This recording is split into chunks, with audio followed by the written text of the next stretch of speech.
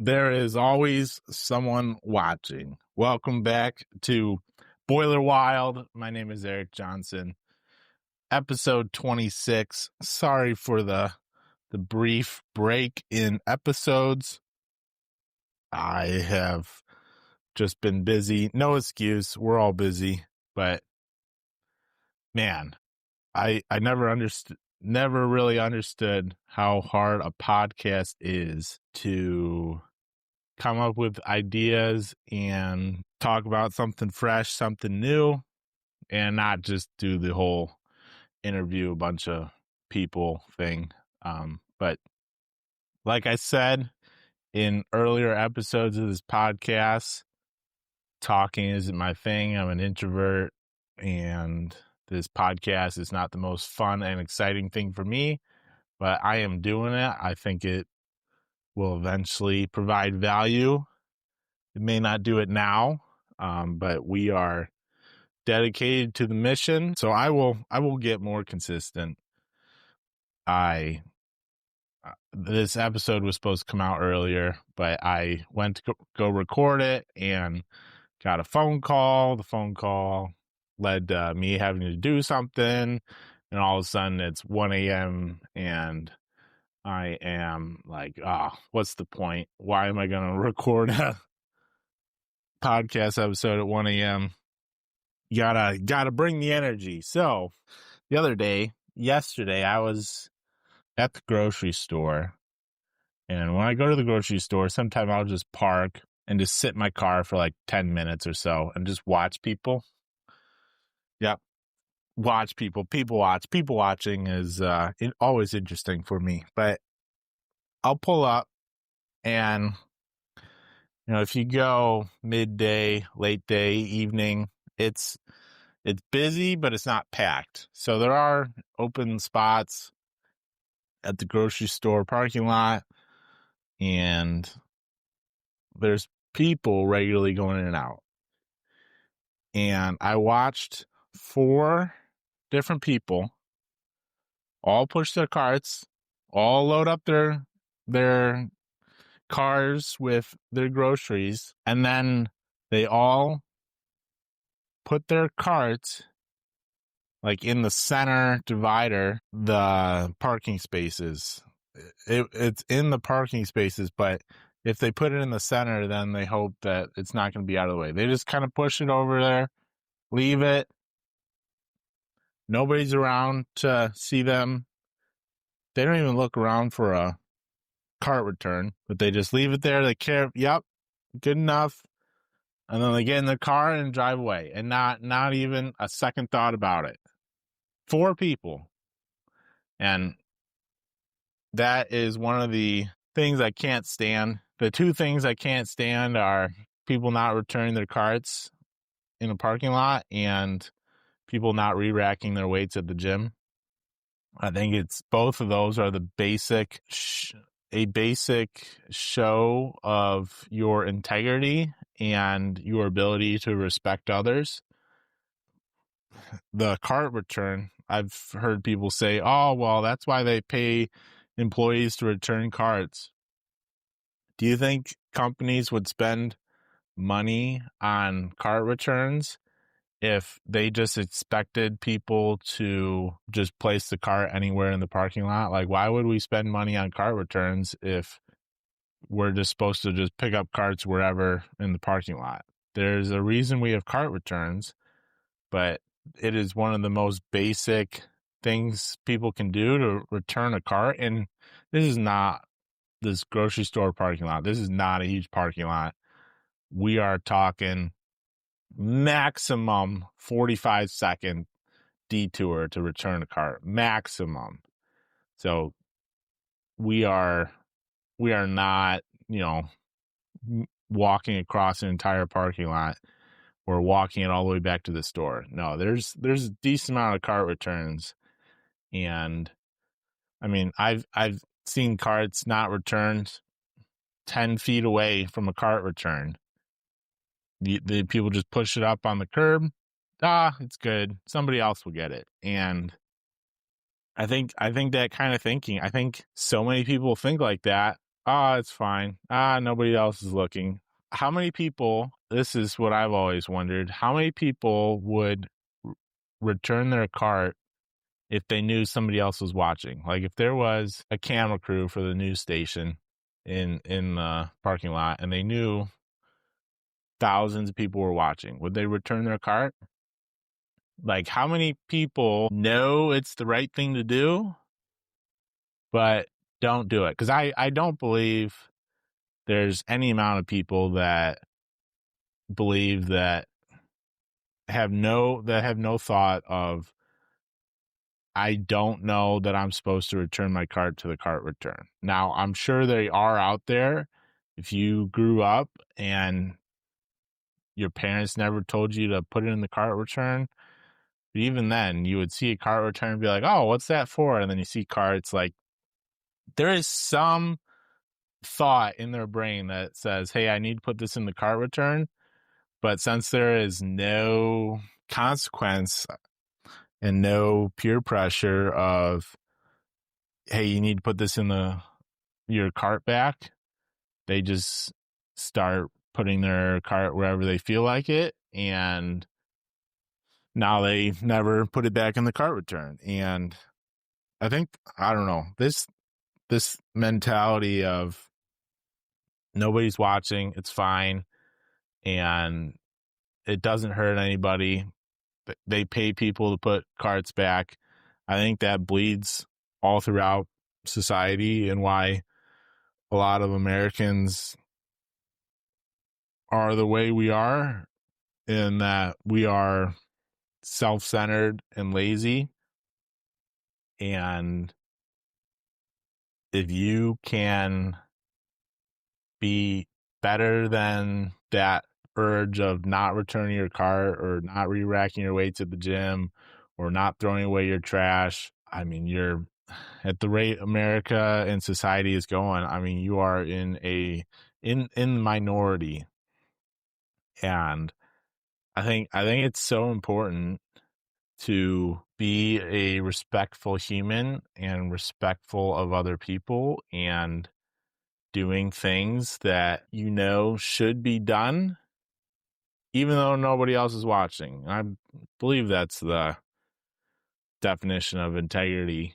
Um, doing the correct thing when nobody else is watching. Everybody has main character syndrome. Everybody is the hero of their life. So when people look at life, they see the world from their perspective. And I see the world from my perspective. You see it from your perspective. You obviously have never lived somebody else's life. You only know your life. And when I was talking about this with somebody else the other day too, is when people hear, like, on average, some statistic, average people, quote unquote, whatever, nobody ever thinks about who average people are. And nobody ever says, oh, that's me. I'm the average group. Everybody thinks they are the special case. They are the 1%, and that's not true. On average is the average of the whole group. And on average, if the whole group doesn't return their carts to the cart return, then you end up with carts all over the parking lot. Then you end up with door dings. You end up with carts in parking spaces where people can't park. They have to get out, move the cart, then pull their car in. Like, there is consequences to not returning your cart, but they don't affect the person that put the cart there. They affect everybody else. And I don't know.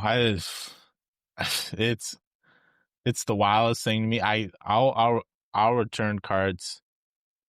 Not that I'm better than anybody else, but like that's like just the simplest form of respect to other people, is returning your cart.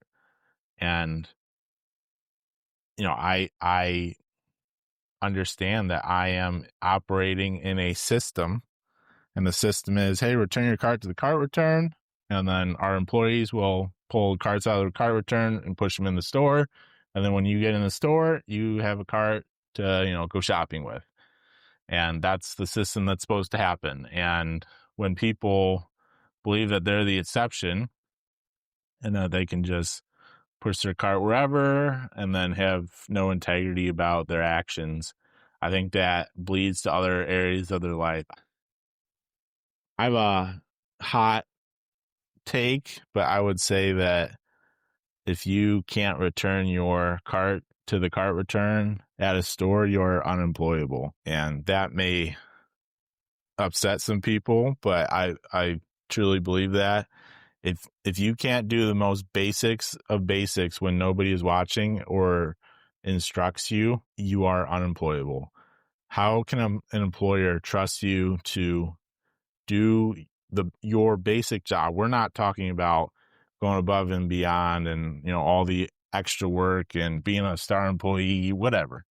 This is, how can I trust you to put the widgets in the box and seal the box correctly if you can't take an extra 30 seconds and put your cart back at the grocery store? And maybe I'm wrong on this. Maybe you have a good reason why you don't return your cart at the grocery store. I don't know why that would be, but hopefully you're not in that group, because I firmly believe you're unemployable. As an employer, the employer has to trust their employees to do basic tasks that are not instructed. And you have job tasks, but if an employee has to do a task outside of those job tasks and there's no reward or punishment for not doing a task that they know that they should do, so then they don't do it or they don't do it correctly, then what it just leads to a system and a company of lower standards, and it bleeds throughout the entire organization. And it can be little things like you throw away your trash in the bathroom, you throw away a paper towel and it misses the trash can. Do you leave your paper towel on the floor or do you walk out? There's nobody else in the bathroom with you. Who else will know, right? It's just one paper towel. It doesn't really matter. That's why we have a janitor staff. But multiply that over 50 people in an office, and all of a sudden one paper towel becomes 10 paper towels. Now you have just trash everywhere. You have trash all over the sink. You have people spitting gum in the sink. Like, it may not be a big deal to you, but multiply it over an entire organization and it ends up being a problem. Same thing with a boiler room. A big believer, as somebody who goes into a boiler room like a service technician or an operator, if you're an operator and you're in charge of a boiler room, keeping that boiler room clean, or as clean as possible and organized, shows that you respect the boiler room and that you respect others. If you just leave trash, if you put parts on the shelf that are half used and you go, oh well, maybe we can use them, but you don't label them, you don't communicate with others about why you're doing that. If you just throw a cardboard box with an old part into the corner, you're like, it's fine, just throw it in the corner, nobody sees, whatever. Or you walk past that trash can that's overflowing and somebody else will do it, it's fine, whatever. Like, that mentality and thinking, I think, can just ruin a work culture. And when I was doing service, I always made sure to try to throw away old parts and trash in the boiler room. When you open up a boiler, you're removing handhole gaskets. Do you just chuck the gasket under the boiler? Do you just leave it on the ground, or do you make sure to throw away all those gaskets? I've seen tons of gaskets in tons of boiler rooms just sitting under the boiler. We removed the bottom handhole gasket off the boiler. Under the boiler, there's some scale, there's some dirt. What's another little piece of trash? It's just a little handhole gasket, no big deal. But that mentality bleeds to other more important things of I'm adjusting the linkage and it's not quite right.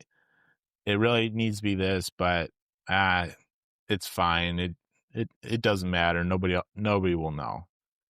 And then a couple months later, the linkage slips or whatever because you didn't want to do it correctly, and now the boiler's sooted. Or you're setting up a combustion curve on a parallel positioning system, and you go through the curve real quickly, and then I didn't quite get high fire correct, but it's fine. It's close enough.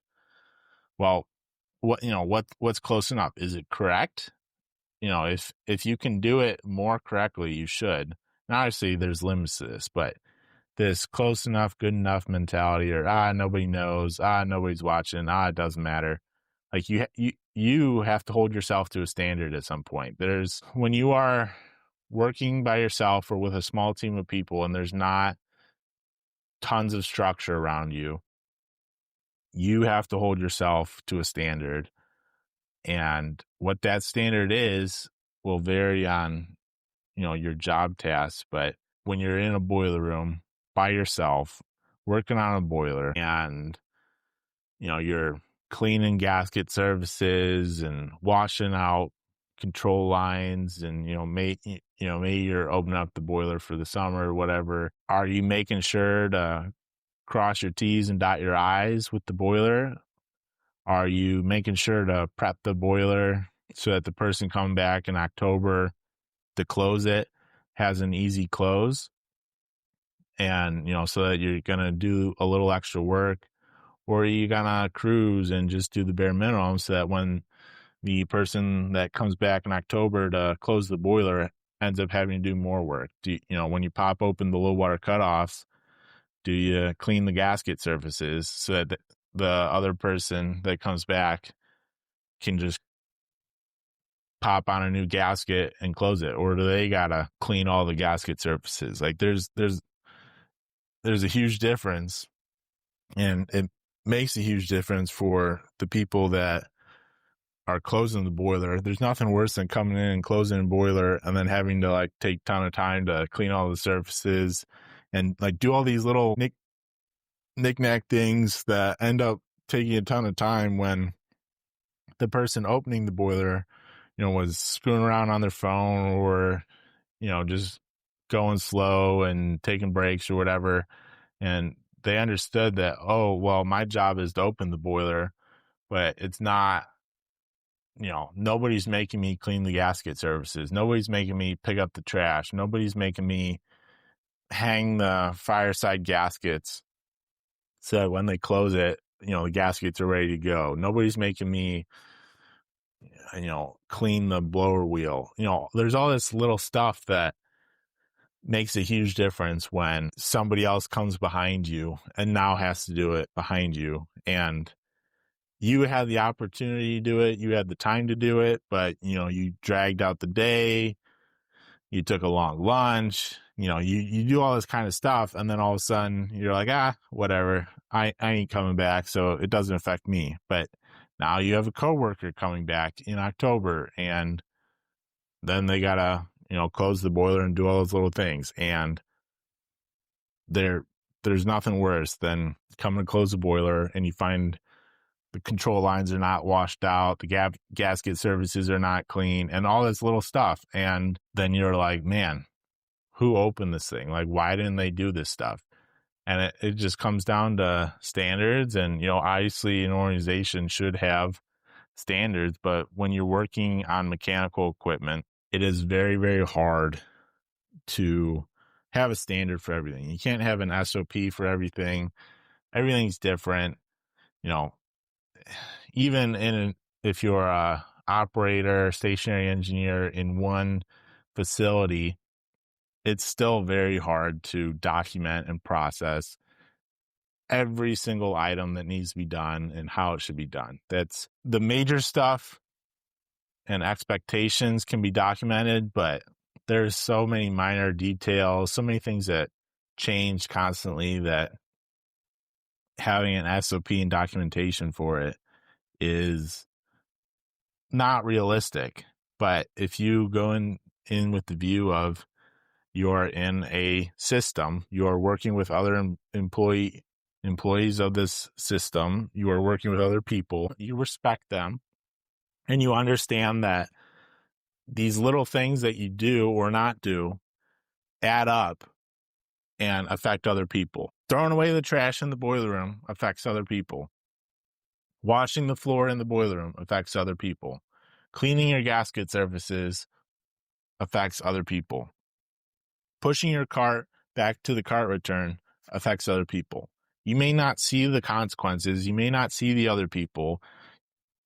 There's no reward, but it does affect other people. And having the integrity to do those little things, I think, it separates the people who are great to work with versus the people who do the bare minimum. And if you have the mentality of, I'm going to do the bare minimum, and if you don't tell me to do something, I'm not going to do it. I can't relate. That's never been my way of thinking. I don't understand that. I've met people who think like that. I've worked with people who've thought like that. It's rough to work with people who think like that when you are a person who always tries to maintain a standard of excellence, which I try to do. I'm not perfect. I'm by no means perfect, and by no means, I'm not better than everybody else. But when you do these tiny little things of putting your cart away, throwing away your trash, labeling parts of, why it's bad or why it's used in the boiler room, like all that tiny little stuff, it all adds up. And if you can do that, that's the difference between somebody who's great to work with versus somebody who is just a warm body. And I don't know what it is about people. I've been on this earth a short time. I don't know if we are degrading as a society, but I do think we are slowly slipping on standards, only because nobody ever upholds the standards. And going back to the cart return, if people got a ticket from a police officer for not returning their cart, would they return their cart? Most probably, yes. Most people are not going to volunteer for a ticket, but they are then only returning their cart because they are now afraid of punishment. They're not returning it because it's the right thing to do. They're doing it because they're afraid of punishment. So the second a police officer is not there to give them a ticket, they're not going to return their car. So that's, if you only do things at work because you're afraid of punishment or afraid of getting fired, and you just do the bare minimum to not get fired, I can't relate. That's a rough life, but I would challenge you to think about how you can improve. And by improve, it's not, I'm going to go above and beyond. I'm going to show up early. I'm going to stay late. I'm going to do all this extra stuff. No, I would say improve to being a good employee and a good human to work with. And by improving, it's doing all the tiny stuff, throwing away your trash, taking out the trash when it's full, cleaning up after yourself, wiping the counter, cleaning your gasket surfaces when you take a boiler apart, picking up your gaskets off the boiler room floor, not leaving cardboard boxes against the boiler room wall, not stacking up spare parts that are used or unused on the boiler room floor that nobody knows, what they're for. There's all that tiny stuff. Like I said, adds up. And that's what makes a good person to work with. It's not they show up early and they stay late and they read at night and all the like extra superhero stuff. No, if you're not doing the little stuff that I just talked about, don't even worry about the superhero stuff. That little stuff makes a difference. Start with that. I've always had the mentality, when you are in the boiler room by yourself and you are tempted to take a shortcut, think about like what would I do if a camera crew was watching me? What if I had a documentary camera crew? What would you do differently? Would you take the shortcut in the documentary, or would you make sure to do everything perfect? And that ability to police yourself and to hold your standard is what makes people go from good to great. So that's what I have today. Hopefully you are not the one of the people who don't return their cart at the store, or if you go to the gym, you're not one of the people who don't re-rack their weights. Have respect for other people. Do the small things. It makes a difference. Have integrity. Build some standards for yourself. Hold yourself to those standards and stay wild.